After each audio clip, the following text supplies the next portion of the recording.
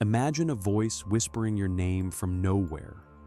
Not a human voice, but something utterly unseen. Now picture that voice mocking your prayers, assaulting your children, and claiming responsibility for a man's death. This terrifying scenario reportedly unfolded in the early 1800s with the infamous Bell Witch of Tennessee. The unsettling events centered around the Bell family farm, nestled deep in northwest Robertson County, Tennessee. John Bell Sr., a respected farmer, resided there with his wife Lucy and their 9 children along the Red River. Their peaceful frontier life was about to be shattered by an invisible, malevolent presence that defied all logic and reason. According to legend, strange, unexplainable noises began plaguing the Bell household around the year 1817, escalating quickly. Initially, sounds like scratching and gnawing were heard coming from outside their log cabin walls each night. Later, rocks were reportedly thrown against the house, and objects moved inexplicably inside the family's living spaces. The family members often described thumping, rattling chains, and even the unsettling sound of someone choking. These disturbances escalated rapidly, moving from mere annoyances to truly terrifying and physical manifestations. The family soon reported hearing whispers, which gradually evolved into a distinct, disembodied voice speaking clearly. This voice, reportedly belonging to the entity, began to communicate directly with family members, often with chilling malice. Locals later claimed the entity identified itself as Kate, and it developed a distinct, mocking, and cruel personality. It would reportedly mimic conversations, sing hymns, and even openly ridicule the local preacher during services. The entity's focus soon turned particularly violent towards John Bell and his youngest daughter, Betsy Bell, with cruel intent. Betsy reportedly suffered invisible slaps, pinches, and hair pulling, leaving her bruised and deeply distressed by the attacks. John Bell Sr. himself began experiencing strange choking sensations and facial twitching, causing him great, inexplicable pain. He often felt sharp pins pricking his body and reported seeing strange animal-like apparitions on his property. The family's harrowing experiences became widely known, drawing curious visitors from across the entire region seeking answers. Many neighbors and friends witnessed unexplained phenomena, in confirming the family's incredible and disturbing claims of torment. Can you imagine living in a time when such a powerful, unseen force was openly tormenting a respected family? Some accounts even suggest that future President Andrew Jackson visited the Bell farm to investigate the haunting himself. According to legend, Jackson and his men encountered strange events, prompting them to leave in profound bewilderment and fear. The entity, which often referred to itself as the Witch, seemingly developed an intense hatred for John Bell Sr.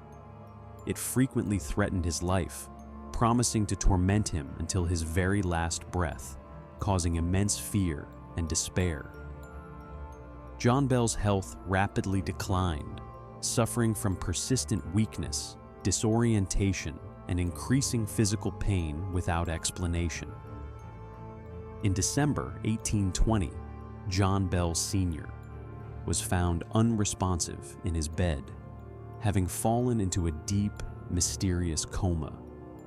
A mysterious vial of dark, unknown liquid was discovered near his bed, its contents highly suspicious to all.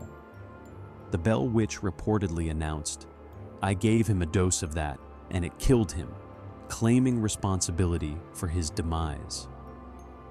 After John Bell Sr.'s death, the entity's torment reportedly subsided for a period, though it did not vanish entirely. It allegedly promised to return 7 years later to visit Betsy Bell, a chilling prophecy for the grieving family. True to its word, the entity reportedly returned in 1828, though its presence was less aggressive than before. It engaged in conversations with John Bell Jr., discussing religion and the afterlife before departing once more into the unknown. The Bell family, forever marked by the ordeal, eventually moved on, but the legend of the witch endured. The story was passed down through generations, becoming a cornerstone of southern United States folklore and mystery. Historians and folklorists still debate the true nature of the Bell Witch haunting, offering various explanations for the events. Some suggest it was a genuine poltergeist, a malevolent spirit, or perhaps even a demonic manifestation of evil. Others propose more rational explanations, like mass hysteria, elaborate hoaxes, or psychological distress within the family unit. The lack of definitive, unbiased historical documentation from the exact time period complicates any clear conclusions about the case. Much of what we know comes from a book published decades later by Richard Williams Bell, John Bell Jr.'s son. This book, Our Family Troubles, published in 1894, compiled family accounts and oral traditions from the period. The book, written long after the events, presented a narrative shaped by memory and family lore and personal interpretations.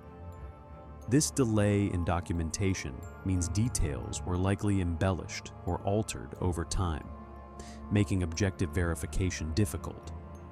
Critics often point to these inconsistencies, questioning the supernatural claims and seeking more rational, earthly explanations. Yet, the sheer number of witnesses and the consistency of their accounts remain compelling for many believers today. The story of the Bell Witch quickly spread beyond Robertson County, becoming a chilling cautionary tale across the South. Newspapers of the era, though often sensationalized, sometimes reported on the strange occurrences, fueling public fascination and fear. The legend became a vital part of local identity, influencing countless ghost stories and supernatural accounts in Tennessee. Even today, the Bell Witch is considered one of America's most disturbing and enduring hauntings, captivating new generations.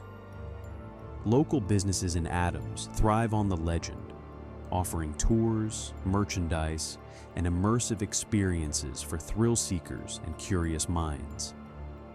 The annual Bell Witch Fall Festival celebrates the folklore, drawing large crowds eager to connect with the chilling mystery. Many visitors hope to experience a whisper, a chill, or some tangible sign of the invisible presence themselves. The enduring popularity suggests a deep human fascination with the unexplained, the darker side of history and legend. Today, the Bell Witch Cave, located near the original farm site, is a popular attraction, steeped in local lore and mystery.